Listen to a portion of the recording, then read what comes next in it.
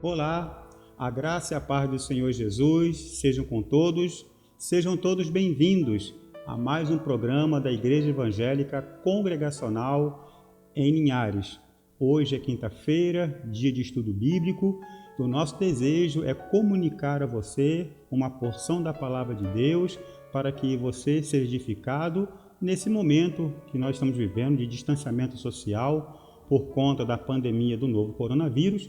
Nós utilizamos esse canal de Crente para o Mundo para que possamos estar assim juntos e também estarmos compartilhando da palavra de Deus. Mas antes mesmo de começarmos o estudo desta noite, eu queria deixar aqui um recadinho bem rapidinho. É sobre a escola dominical.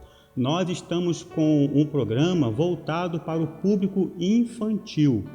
Todo domingo, a partir das 10 horas da manhã, estará no ar, nesse mesmo canal, o programa Conectando com Jesus.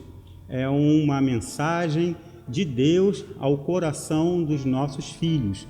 Então, todo domingo, 10 horas da manhã, mamãe e papai, coloque aí no seu celular ou na sua TV Smart, no canal de Crente para o Mundo, você vai ver lá, Conectando com Jesus, uma mensagem de Deus ao coração dos nossos filhos. E também para as outras classes, juniores, jovens e adultos, nós estamos usando o aplicativo Google Meet. E nada que mais é que uma sala de bate-papo, onde o professor vai estar mandando uma mensagem por seu celular e você vai estar aceitando essa mensagem entrando nessa sala de bate-papo. E aí nós estaremos estudando a palavra de Deus através da revista de escola dominical e foi uma bênção esse final de semana passado e o nosso desejo é que você possa fazer parte no próximo domingo. Então, fica aqui o recado, a escola dominical da igreja está agindo para poder proporcionar, levar até você a esses momentos de edificação através do estudo da revista Escola Dominical e também uma mensagem especial para os nossos pequeninos. O tema desta noite é a harmonia nos relacionamentos.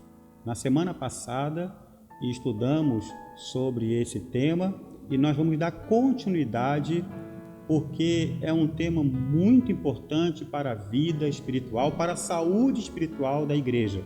E dentro desse tema, a harmonia nos relacionamentos, existe algo imprescindível na vida cristã, que é a unidade espiritual da igreja. Você sabe o que é unidade? Você acha que a sua igreja local, ela vive em unidade espiritual? Ou eu pergunto para você, o que não é unidade espiritual? Bem, o nosso desejo nesta noite, através desse estudo, é estar compartilhando e tentando responder à luz da palavra de Deus estas perguntas. Por isso eu queria que você abrisse a sua Bíblia na carta de Paulo aos Efésios, capítulo 4, e nós vamos ler do verso 1 até o verso 6. Carta de Paulo aos Efésios, capítulo 4, vamos ler do verso 1 até o verso 6, que diz assim a palavra de Deus: Rogo-vos, pois eu, o prisioneiro no Senhor, que andeis de modo digno da vocação a que fostes chamados, com toda a humildade e mansidão, com longanimidade, suportando-vos uns aos outros em amor, esforçando-vos diligentemente por preservar a unidade do Espírito no vínculo da paz. Há somente um corpo e um Espírito, como também fostes chamados numa só esperança da vossa vocação. Há um só Senhor, uma só fé, um só batismo, um só Deus e Pai de todos, o qual é sobre todos, age por meio de todos e está em todos. Amém. Vamos orar nesse momento?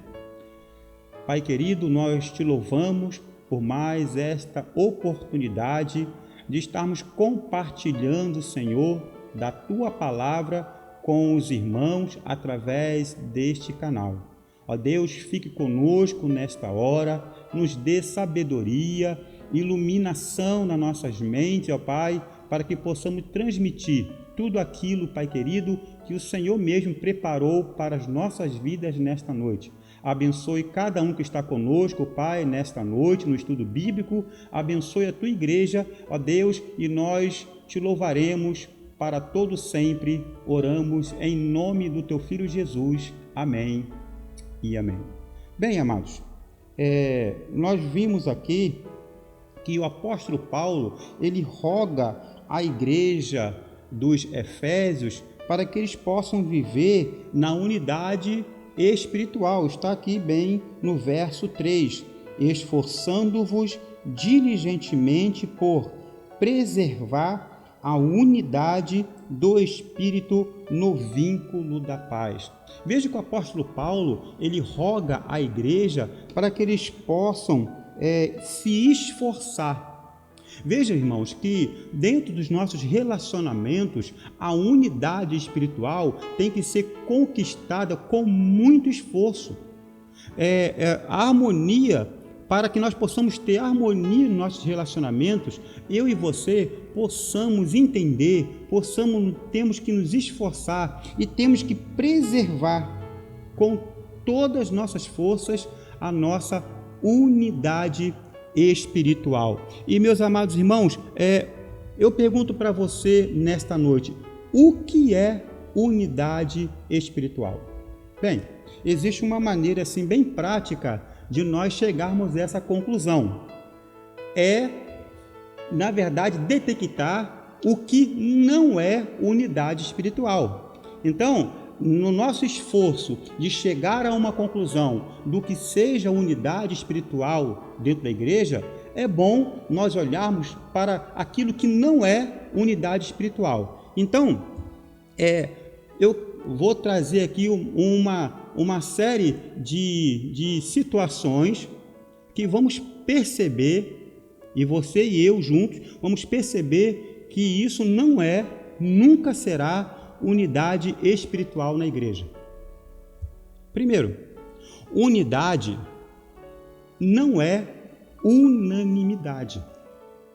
Muitas pessoas acham que unidade espiritual na igreja, todo mundo tem que pensar igual. Não, meus irmãos. Unidade espiritual não é unanimidade.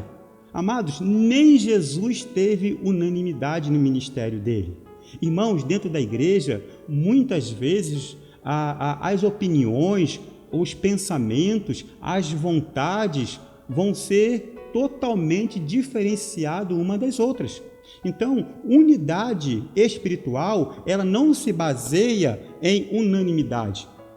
Outra coisa, que unidade não é conformidade. Outra coisa muito importante que a gente observa, que às vezes as pessoas, elas ficam dentro da igreja e elas vão se conformando com certas coisas que é pregado, certas coisas que são feitas, certas coisas que são elaboradas dentro da igreja, e as pessoas vão passando anos e anos e se conformando com medo de se expor, justamente porque ela acha que se ela não se expor e se ela não colocar a sua opinião e se ela também não discordar com um ponto ou outro, as pessoas pensam que ela vai ferir a unidade. Não, meus irmãos, não. Unidade não é se conformar. Nós, muitas vezes, nós devemos colocar de forma sensata, de forma ordena, amorosa, as nossas opiniões, mesmo que elas sejam contrárias à maioria. Olha só, unidade não é uniformidade. O que é uma coisa uniforme? Se você olhar e pensar agora comigo num quartel militar, você vai ver exatamente o que essa palavra significa: uniformidade, uniforme. Todos os militares, eles têm que estar uniformizados. O sapato da mesma cor, a calça da mesma cor, o cinto, a camisa, o boné, o sistema militar, ele tem que padronizar o seu uniforme. Por isso que é uniformidade. Amados, dentro da igreja não existe uniformidade. Às vezes, tem pessoas na igreja que vão gostar de uma cor e não gostar de outra. Há pessoas que são mais tímidas, tem outras que são mais afoitas. Há pessoas que gostam mais do silêncio, outras pessoas gostam de barulho. E, amados, não existe uniformidade dentro da igreja, até porque nós somos seres muitas vezes diferentes um do outro.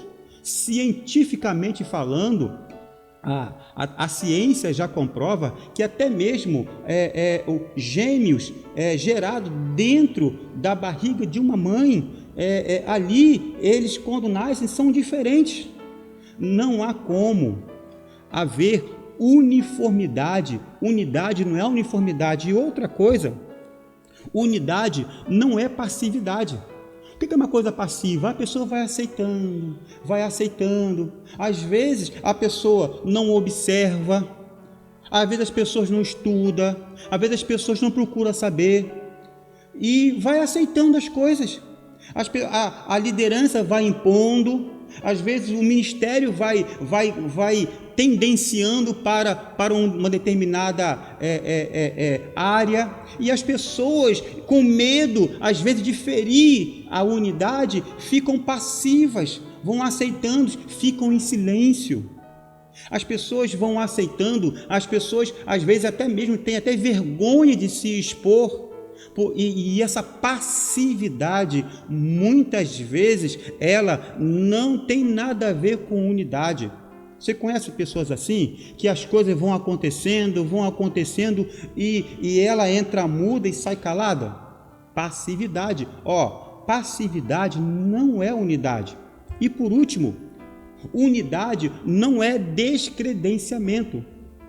Descredenciamento é a pessoa ser tirada do poder, a pessoa ser descartada. Às vezes, há pessoas que acham que unidade é dar um gelo naquele grupinho, é dar um gelo naquela pessoa, é ficar indiferente com a pessoa que pensa ao contrário de você. Muitas vezes, até aquela pessoa morre até para certo tipo de grupo, porque não pensa igual, porque não sente igual, porque às vezes ela tem uma opinião contrária, e justamente por ter uma opinião contrária, a pessoa ela é descredenciada.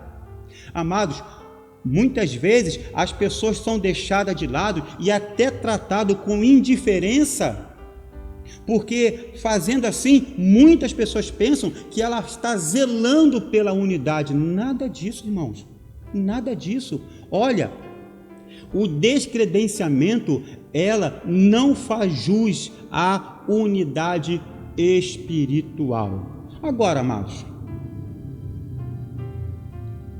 unidade não é unanimidade, unidade não é conformidade, unidade não é uniformidade, como falei, unidade não é passividade, e unidade não é descredenciamento. Na visão do apóstolo Paulo, escrevendo aos Efésios, no capítulo 4, do verso 1 ao verso 6, Paulo, ele nos dá a base da unidade espiritual da igreja. Eu coloquei aqui, eu queria compartilhar com vocês de um texto. Olha só, na unidade não significa que todos se tornam iguais, que as diferenças desapareçam, mas significa que cada um abre mão do seu pensamento próprio para caminhar junto numa mesma visão, no mesmo propósito com os demais, para o cumprimento de metas estabelecidas pela liderança ou coletivamente. Então, meus amados, nós precisamos, à luz da palavra de Deus, firmar a nossa base sobre a unidade espiritual. E nesse texto aqui, Paulo, ele traz a base para a unidade espiritual da igreja que eu queria compartilhar com os irmãos a partir de agora. Em primeiro lugar, Paulo ele firma a base espiritual da unidade espiritual da igreja, ele falando assim, verso 4 diz assim: há somente um corpo. O que eu quero dizer com isso aqui, amados? Que a base da unidade espiritual da igreja, ela está na unidade, na diversidade. Vou repetir. A base espiritual, da unidade espiritual da igreja, está na unidade, na diversidade. Por que estou falando isso? Porque olha o que Paulo está dizendo. Há somente um corpo. Paulo está baseando a unidade espiritual da igreja através da imagem de um corpo humano. Veja que o corpo humano, ele tem vários membros, os pés, as mãos, a cabeça, e a harmonia dos membros no corpo que faz o corpo funcionar de forma plena, de forma perfeita. Olha o que diz a palavra de Deus. Romanos, capítulo 12, verso 4 e verso 5 diz assim: porque assim como num só corpo temos muitos membros, mas nem todos os membros têm a mesma função, assim também nós, conquanto muitos, somos um só corpo em Cristo e membros uns dos outros. Veja, amados, a base da nossa unidade espiritual está no conceito de que nós somos o corpo de Cristo. Nós fazemos parte de um corpo místico de Cristo e nós, os salvos, nós somos os membros desse corpo pelo qual o cabeça é Jesus. Está vendo, amados? Quando nós pensamos em membros do corpo, os membros do corpo não são iguais um ao outro. E detalhe, os membros não têm a mesma função. Sabe, amados, quando eu olho para esse texto de Romanos capítulo 12, verso 4 e verso 5, eu penso na minha unidade espiritual, porque eu tenho que respeitar as diferenças, mas não é porque nós somos diferentes, não é porque nós temos funções diferentes, não é porque nós temos ministérios diferentes, não é porque Deus realiza coisas diferentes em certo tipo de pessoas que nós não fazemos parte desse corpo. Nós somos o corpo de Cristo e nós temos que estar conectados, ligados uns aos outros, porque só há um corpo. Não há, amados, corpos de Cristo. Existe o corpo de Cristo e nós somos ligados uns aos outros pelos ministérios, pelos serviços, pelas operações que o próprio Deus faz na minha vida e na sua vida. Paulo, ele se baseia a unidade espiritual da igreja na figura do corpo, porque nós somos muitos, mas nós estamos ligados ao mesmo corpo e esse corpo está completamente ligado ao cabeça da igreja, que é Jesus Cristo. Outra coisa que Paulo se baseia para firmar a sua base na unidade espiritual da igreja está no versículo 4, na parte B. Ele fala, há somente um corpo e olha só, e um espírito. E veja aí na sua Bíblia que a palavra espírito está com letra maiúscula, é o Espírito Santo. Então, eu entendo que o Espírito Santo é a única fonte de unificadora da igreja. Veja bem, amados, Paulo está dizendo que o Espírito Santo é a única força, é a única fonte unificadora da igreja. E a Bíblia vai nos dar base para isso. Romanos capítulo 8, verso 9 diz assim: vós, porém, não estáis na carne, mas no Espírito, se de fato o Espírito de Deus habita em vós. E, se alguém não tem o Espírito de Cristo, esse tal não é dele. Amados, é o mesmo Espírito que opera a obra, o querer de Deus em todos nós. É Ele que nos convenceu do pecado, da justiça e do juízo. É Ele que intercede por nós com gemidos inexprimíveis. É o Espírito Santo que distribui os dons, que nos capacita, que ilumina nossa mente para a realização da obra. Olha o que diz Gálatas, capítulo 5, verso 17. Porque a carne milita contra o Espírito, e o Espírito contra a carne, porque são opostos entre si, para que não façais o que porventura seja do vosso querer. Amados, a unidade espiritual da igreja está baseada em que nós devemos viver no Espírito Santo. A Bíblia fala que nós devemos nos encher do Espírito Santo.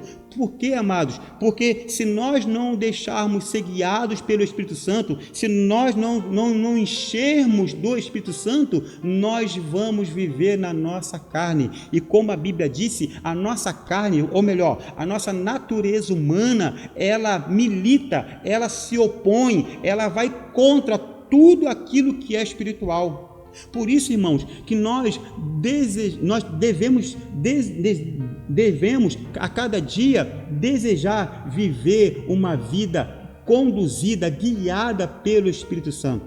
A unidade espiritual da igreja se baseia em que eu e você possamos negar a nós mesmos e deixar com que o Espírito Santo nos conduza naquilo que falamos, naquilo que pensamos, nos sentimentos que vêm de vez em quando no nosso coração. Quando eu e você somos guiados pelo Espírito Santo, tudo que é carnal, tudo que é de má fama, tudo que não provém de Deus, tudo que é mundano, tudo que vai promover a discórdia, a dissensão e também vai prejudicar a nossa unidade espiritual, o próprio Espírito Santo, ele vai nos informando, ele vai falando em nossos corações e para que nós venhamos a cada dia nos afastar disso. Por isso, o apóstolo Paulo fala que só há um Espírito.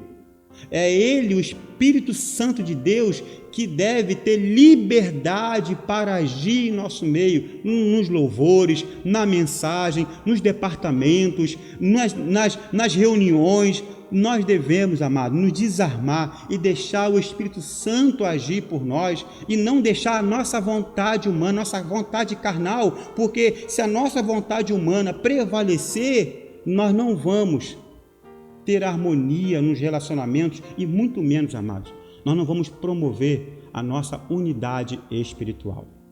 Mas, em terceiro lugar, no próprio versículo 4, na parte C, eu vou ler todo o versículo, fala assim: há somente um corpo e um espírito, olha só, como também fostes chamados numa só esperança da vossa vocação. Eu chamo isso de coerência de propósito, uma só esperança. Irmãos, a unidade espiritual da igreja, ela está baseada na nossa coerência de propósito. Qual é o seu propósito de estar e de ser membro do corpo de Cristo? Por que você faz a obra do Senhor? Por que você sai da sua casa? Como o salmista disse, alegrei-me quando me disseram, vamos à casa do Senhor. Qual é o propósito de você cultuar a Deus? Qual é o propósito de você, a cada dia, negar-se a si mesmo e deixar o Espírito Santo agir na sua vida? Qual é o propósito da obra missionária, da obra evangelística na terra? Amados, nós fazemos tudo isso porque nós temos um propósito e a nossa esperança não está nas coisas dessa terra, a nossa esperança não está no homem, a nossa esperança não está na política, a nossa esperança não está na China, a nossa esperança está no céu. Nós estamos aqui, nós moramos aqui, trabalhamos aqui, servimos a Deus aqui, mas nós não somos mais desse mundo. Olha o que a palavra de Deus fala, Efésios, capítulo 1, versículo 18.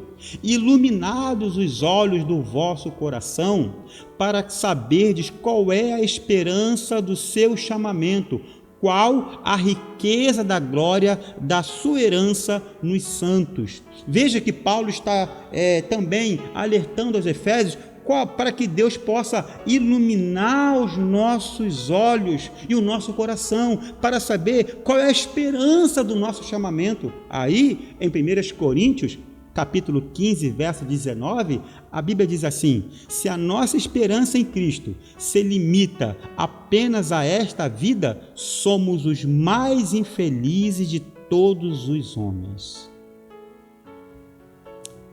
Amados, a nossa esperança está no céu.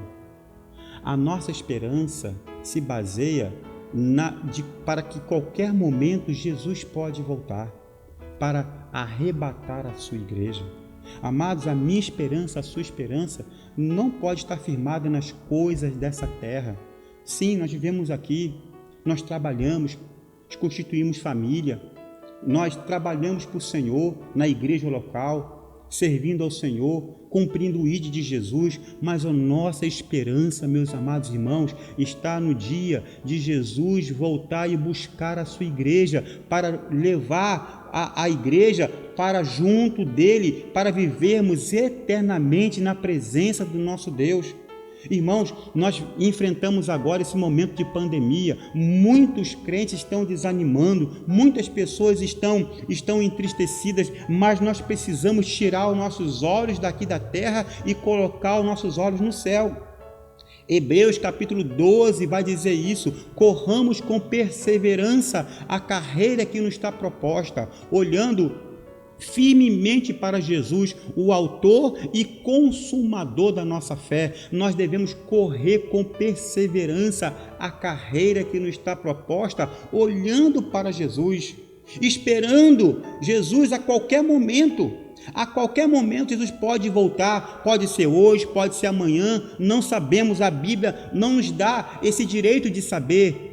Mas nós temos que ter esperança. Há uma só esperança, meu amado. A esperança da igreja não é ser uma igreja luxuosa. A esperança da igreja não é uma igreja ser rica em bens. A esperança da igreja não é ter coisas materiais para que a gente possa se gabar. Não, amados. A esperança da igreja, se a gente evangeliza, se a gente canta, se a gente ensina, se a gente prega, se a gente a cada dia nos santifica, a cada dia pregamos o evangelho, se tudo isso que nós fazemos é porque nós nutrimos em nossa alma, em nossos corações, a esperança bendita que vem do Senhor.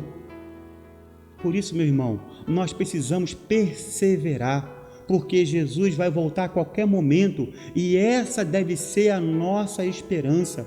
Nós devemos todos os dias dizer: Maranata, ora vem, Senhor Jesus. E no dia que Jesus voltar e nos tirar dessa terra, meus amados irmãos, aí o nosso sofrimento vai acabar. Nós viveremos diante do Senhor, o sol da justiça, e viveremos com Ele eternamente. Por isso que Paulo está dizendo para a igreja que só há uma só esperança. Se você vem para a igreja e espera riqueza, e espera coisas materiais, meu amado, você está equivocado. A mensagem de salvação através do Evangelho, que é o poder de Deus para todo aquele que crê, é uma mensagem que vai livrar eu e você do inferno e vai nos levar para o reino de Deus no céu.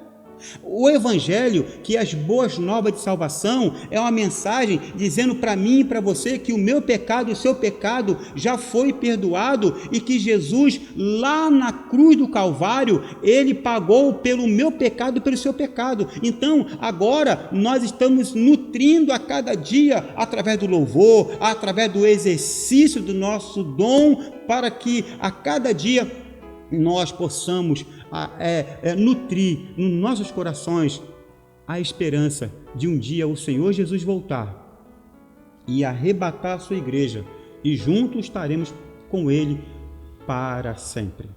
Amém?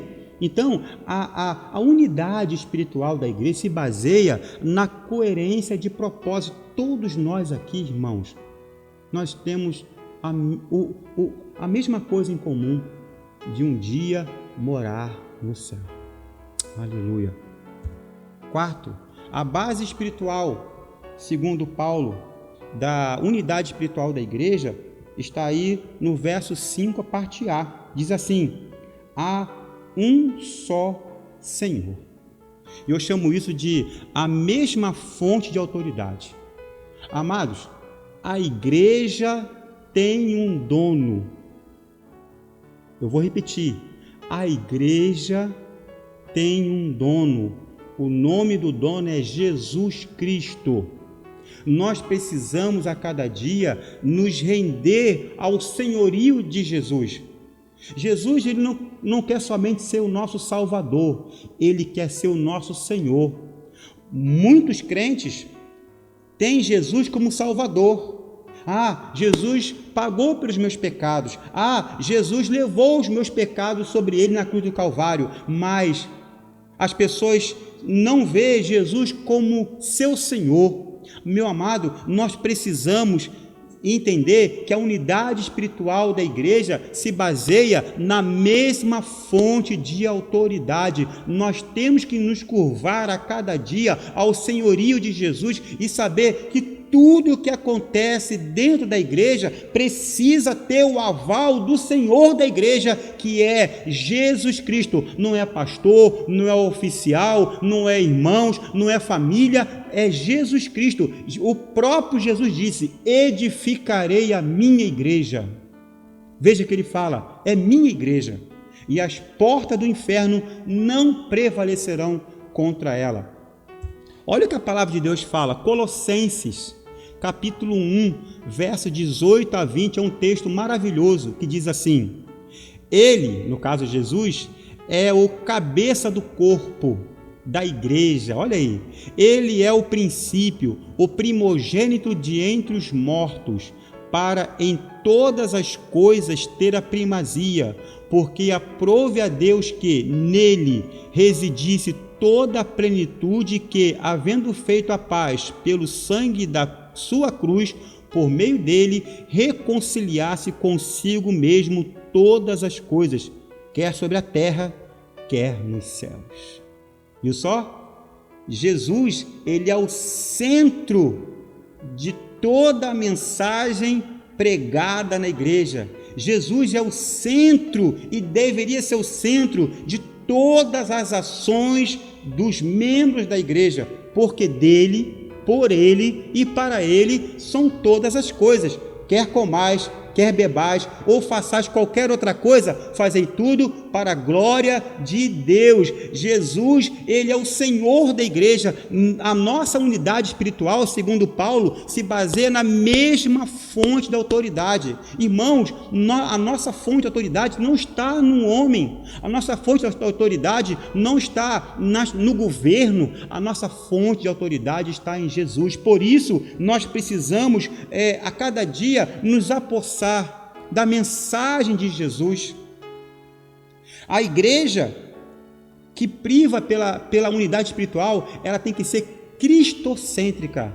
Meu amado, quando o homem está no centro, quando as coisas estão no centro, quando o dinheiro está no centro, quando o egocentrismo está no centro, meu amado, a igreja não vai viver uma unidade espiritual.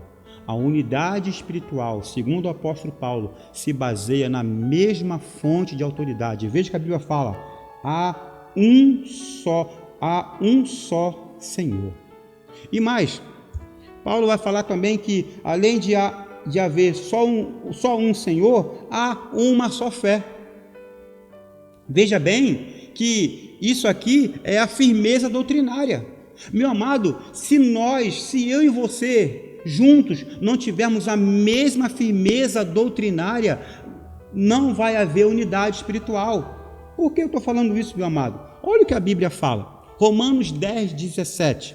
A fé vem pelo ouvir, e o ouvir pela palavra de Deus. Amados, se há uma só fé, nós temos que ter firmeza na doutrina que nós temos, na palavra que nós lemos, na mensagem que nós ouvimos. Há muito falatório por aí, ainda mais agora, que por conta do distanciamento social, as pessoas estão cada vez mais indo para a internet. Inclusive nós aqui estamos transmitindo esse estudo bíblico pela internet. Mas nós temos que ter cuidado com essas fontes, porque muitas vezes sala de bate-papo, muitas vezes também programas, e as pessoas estão transmitindo mensagens bíblicas de teologia, e muitas vezes, irmãos, uma teologia que não tem a ver com a palavra de Deus, uma teologia que está completamente completamente fora da visão bíblica. Nós precisamos, irmãos, estar como a igreja, aquela igreja recém-formada depois do Pentecostes. A Bíblia vai dizer em Atos capítulo 2 que a igreja perseverava na doutrina dos apóstolos. Isso significa, meus irmãos, que nós temos que tomar cuidado com as heresias, nós temos que tomar cuidado com aquilo que está dando certo, nós temos que fazer aquilo que é certo, ficar com a palavra de Deus. Se a palavra de Deus, irmãos, está nos dizendo que é sim, é sim, e se a palavra de Deus está dizendo que é não. Agora, meus amados irmãos, a cada dia nós precisamos nos basear, segundo o apóstolo Paulo, a nossa unidade espiritual na firmeza doutrinária. Por isso, irmãos, que ressoa sobre os meus ombros a responsabilidade de doutrinar a igreja de acordo com a palavra de Deus. Porque a cada dia nós estamos observando a Bíblia e a cada dia consultando os oficiais, os irmãos, e a nossa consciência, o nosso coração está na presença do Senhor a todos os dias, para que a cada dia nós possamos conduzir a igreja com firmeza doutrinária e não, irmãos, com coisas mirabolantes, com coisas, irmãos, que não condiz com a palavra de Deus. Efésios capítulo 4, do versículo 11 ao versículo 13, a Bíblia vai dizer assim, até que todos cheguemos à unidade da fé e do pleno conhecimento do Filho de Deus, à perfeita varonidade, à medida da estatura da plenitude de Cristo. Sabe como nós vamos chegar à unidade da fé? Quando nós tivermos firmeza doutrinária. Quando nós possamos, irmãos, estar dentro da igreja e ter firmeza naquilo que estamos pregando. Louvado seja o nome do Senhor, amados, que nós, da Igreja Evangélica Congregacional em Linhares, nós estamos a cada dia firmados nos 28 artigos da breve exposição das doutrinas fundamentais do cristianismo, um legado deixado pelo nosso irmão lá do passado, Robert Reicali, pelo qual está baseado o nosso compêndio doutrinário da União das Igrejas Evangélicas Congregacionais do Brasil. Por isso, irmãos, eu fico assim lisonjeado, eu fico feliz de fazer parte dessa família congregacional, porque as nossas doutrinas completamente firmada na palavra de Deus, não é achômetro, e nem tampouco ficar dando tiro para tudo quanto é lado. Não, nós firmamos a nossa base doutrinária na palavra de Deus, e com isso, irmãos, nós estamos zelando pela unidade espiritual da igreja, firmando a nossa vida de fé nas doutrinas que nós cremos que são fundamentais para a vida cristã. 6. Outra base espiritual da nossa unidade espiritual, segundo Paulo, está no versículo 5, a parte B, que diz: um só batismo. Veja bem, irmãos, chamo isso de identificação com Cristo, porque o batismo é uma cerimônia que nós externamos, uma cerimônia de uma atitude de fé adulta, de algo que já aconteceu no nosso coração. E o batismo, segundo a Bíblia, em Romanos capítulo 6, o verso 3 e verso 4, diz assim: ou, porventura, ignorais que todos nós que fomos batizados em Cristo Jesus, fomos batizados na sua morte? Fomos, pois, sepultados com ele na morte pelo batismo, para que, como Cristo foi ressuscitado dentre os mortos pela glória do Pai, assim também andemos nós em novidade de vida. esse um só batismo que Paulo está falando aqui não tem nada a ver com batismo nas águas ou batismo com água, não tem nada a ver com isso aqui não, também não tem nada a ver com batismo com o Espírito Santo ou no Espírito Santo. Aqui está falando de filiação, de identificação com Cristo. Quando nós somos batizados, que é uma das ordenanças de Jesus, que aqueles que creem sejam batizados, é uma identificação que nós temos com Cristo, porque a água representa a palavra, que significa que no momento que eu creio que Jesus é o meu Senhor e Salvador, pela palavra que foi pregada, e eu me rendi a esta mensagem, nesse momento eu estou dizendo que eu morri para o mundo, e agora eu ressuscito numa nova vida, eu tenho um novo nascimento agora em Cristo Jesus. E no batismo com água ou pelas águas, eu faço isso, e eu estou externando isso, e eu estou demonstrando isso publicamente, que agora eu morri para o mundo e agora eu tenho uma nova vida em Cristo Jesus. Eu morri com Cristo no batismo.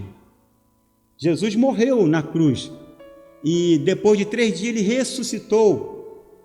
E agora eu também, em Cristo, pelo batismo, eu morro para esse mundo, e agora estou dizendo que agora eu tenho uma nova vida em Cristo Jesus, aleluia. Colossenses 2:12 vai dizer assim: tendo sido sepultados juntamente com ele no batismo, olha só, no qual igualmente fostes ressuscitados mediante a fé no poder de Deus, que o ressuscitou dentre os mortos. Então, amados, eu fui sepultado. O meu velho homem, com a minha velha paixão, com os meus velhos critérios, a Bíblia vai dizer, Colossenses 2:12, fala que no batismo, na verdade, a cerimônia do sepultamento do meu velho homem, e agora eu ressuscito para uma nova vida em Cristo Jesus. Amados, um só batismo significa que quando eu me batizei, eu agora tenho uma nova identidade, agora eu tenho uma nova filiação, eu agora me identifico com Cristo, até porque a palavra cristão significa pequenos cristos. Isso significa, meu amado, que eu e você devemos basear a nossa unidade espiritual diante do fato que eu, no batismo, eu fiz a minha confissão de fé, e ali eu resolvi morrer para mim mesmo e ter uma nova vida em Cristo Jesus. Agora, amados, se o batismo somente foi uma cerimônia e não teve nenhum significado espiritual, realmente eu não vou fazer parte dessa unidade espiritual, porque, meu amado, eu agora não vivo mais para mim mesmo.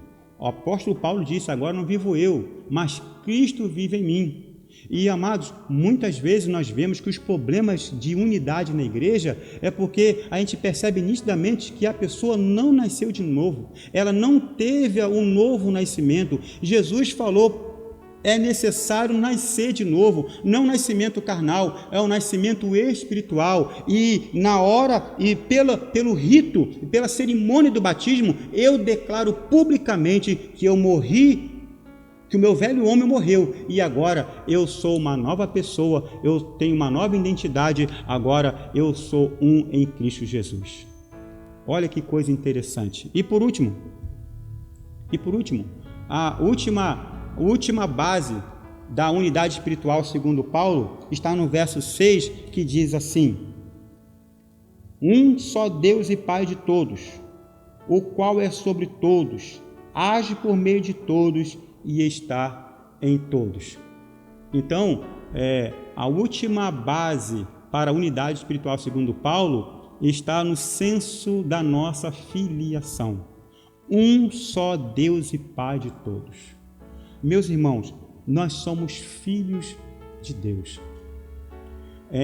No Evangelho de João, capítulo 1, verso 12, vai dizer assim: veio para os seus, mas os seus não o receberam, mas todos quanto o receberam, deu-lhes o poder de serem chamados filhos de Deus, a saber, aos que creem em seu nome. Há um dito popular por aí que diz que todos nós somos filhos de Deus. Não é isso que a Bíblia fala. João, capítulo 1, versículo 2, vai dizer que filho de Deus são todos aqueles que aceitaram a Jesus como o único e suficiente Salvador. O endereço está aí. João, Evangelho de João, capítulo 1, verso 12, vai dizer que filhos de Deus são todos aqueles que aceitaram a Jesus como Senhor e Salvador. E se todos nós que estamos aqui, como igreja, como corpo de Cristo, aceitamos a Jesus como Senhor e Salvador, nós somos filhos de Deus. Nós temos que ter esse senso de filiação. Olha o que a Bíblia vai dizer, Romanos 8,15. Porque não recebemos o espírito de escravidão para viverdes outra vez atemorizados, mas recebeste o espírito de adoção, baseados no qual clamamos, Abba, Pai. Nós somos filhos de Deus. E qual pai que gosta de ver um filho contra o outro? Qual é o pai que gosta de ter predileções com o filho em detrimento do outro? Amados, qual é o pai que gosta de ver um filho entregando o outro? Qual é o pai que gosta de ver um filho brigando com o outro, de mal com o outro? Amados, nós temos que ter o senso de filiação. Nós somos filhos de Deus. Nós fomos adotados através de Cristo Jesus, por conta da obra de Cristo Jesus, por aceitar Jesus Cristo como Senhor e Salvador. Agora nós temos um só Deus e Pai de todos, o qual é sobre todos, age por meio de todos e está em todos. Vejam bem, irmãos, a nossa unidade espiritual está baseada no senso da nossa filiação. Nós somos filhos de Deus. E o texto fala mais, 1 de João, capítulo 3, verso 1, o último texto que nós vamos ler nessa noite, diz assim: Vede que grande amor nos tem concedido o Pai, a ponto de sermos chamados filhos de Deus, e de fato somos filhos de Deus. Por essa razão, o mundo não nos conhece, porquanto não o conheceu a Ele mesmo. Os irmãos, a nossa unidade espiritual, ela está baseada no senso da nossa filiação com Deus. Nós temos o mesmo Deus. Por isso que até mesmo Jesus ensinou na oração, na oração base, né? Ele fala, Pai nosso que estás no céu. Então, irmãos, como está a sua unidade espiritual? Como está o seu senso de unidade? Nós somos diferentes, como os membros de um corpo, mas nós somos parte do mesmo corpo de Cristo. Nós precisamos entender que as nossas diferenças, os nossos pensamentos não podem nos afastar um do outro. Precisamos, a cada dia, abrir mão de nós mesmos, até porque nós somos todos filhos de Deus, a saber, aqueles que aceitaram Jesus como Senhor e Salvador. E se você que está me ouvindo ainda não passou por essa experiência, até mesmo você que está dentro da igreja há tanto tempo, mas nunca teve uma experiência do novo nascimento, eu convido você para que você possa receber a Jesus em seu coração. Se hoje mesmo Jesus, através do teu Espírito Santo e através desse estudo bíblico, falou seu coração, você possa se render a Jesus como Senhor e Salvador da sua vida, e você vai, com certeza, estar agora vivendo exatamente o que Paulo está dizendo. Você vai estar fazendo parte de uma família espiritual. Amado, o senso de filiação vai nos dizer que nós fazemos parte da mesma família na fé. Por isso eu quero convidar você nesta noite a você ter esse senso de filiação, porque é uma das bases para a unidade espiritual da igreja. Eu quero encerrar deixando aqui uma palavra de um teólogo chamado Champlin, que diz assim: o meu progresso depende da igreja inteira e o progresso da igreja inteira depende de mim. Que Deus assim os abençoe, que você possa ser edificado com essa palavra, e a minha oração é que o Espírito Santo possa completar na sua vida tudo aquilo que o pregador jamais poderá fazer. Que Deus assim os abençoe, em nome do Senhor Jesus. Amém.